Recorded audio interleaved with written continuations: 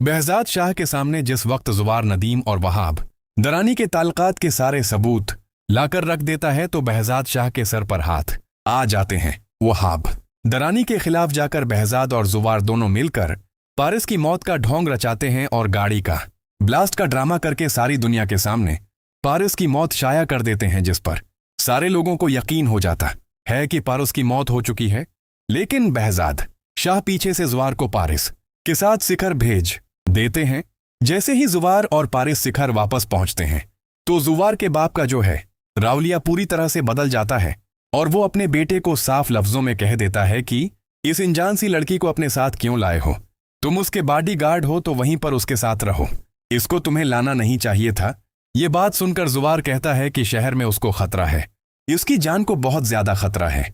ये बात सुनकर वक्त कहते हैं कि बेटा एक बात कान खोल करके सुन लो, इस लड़की के लिए वो बंदे यहां भी पहुंच सकते हैं, इसलिए नुकसान हमें भी हो सकता है।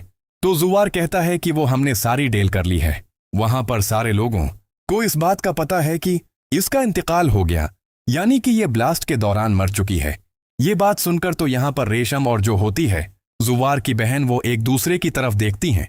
तो रेशम कहती है कि ये तो वही लड़की है जो कि आई थी, तो ज़ुवार की बहन कहती है कि हाँ है तो वही।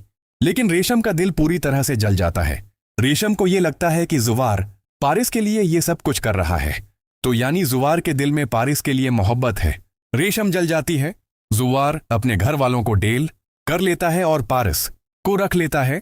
लेकिन ये खबर जैसे ही रेशम को मिलती है कि पारिस अब ज़ुवार के घर में रहने वाली है, तो रेशम अपना हक जताने के लिए ज़ुवार के घर पहुंच जाती है और ज़ुवार से बात करने की कोशिश करती है।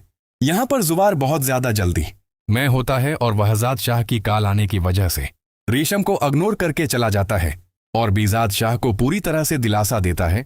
सारी दुनिया को तो पारिस की मौत का यकीन हो जाता है, लेकिन वाहिद शख्स वहाब दरानी होता है जिसको पारिस की मौत का बिल्कुल यकीन नहीं आ रहा होता, और वो नदीम को भी साफ लफ्जों में कह देता है कि मुझ पर यह साफ लफ्जों में इल्जाम लगाया जा रहा है, मैंने ऐसा कुछ नहीं किया, और अगर मैं ऐसा करता भी तो मैं तुम्हें जरूर इन्फॉर्म करता और तुम मुझे ये ना बोलो कि ये सब कुछ मैंने किया है।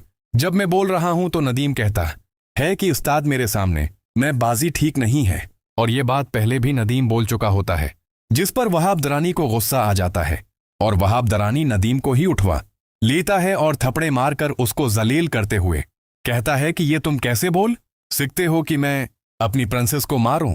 तुम्हें ये बात मैंने क्लियर कर दी थी, मैं तो दुनिया के आखिरी कोने से पारिस को जिंदा वापस लाऊंगा और मेरा ये तुमसे वादा है, क्योंकि मेरा दिल नहीं मान रहा कि पारिस इस दुनिया में नहीं रही। दूसरी तरफ वहां पर behज़ाद शाह को जब यकीन हो जाता है कि ज़ुवार अब पारिस के साथ है, वो पारिस को खुरूज तक आने नहीं देगा, तो behज़ाद शाह भी रिलैक्स हो जाता है। यहां पर जो है पारिस के अच्छे से खातिर तवाजुन की जाती है।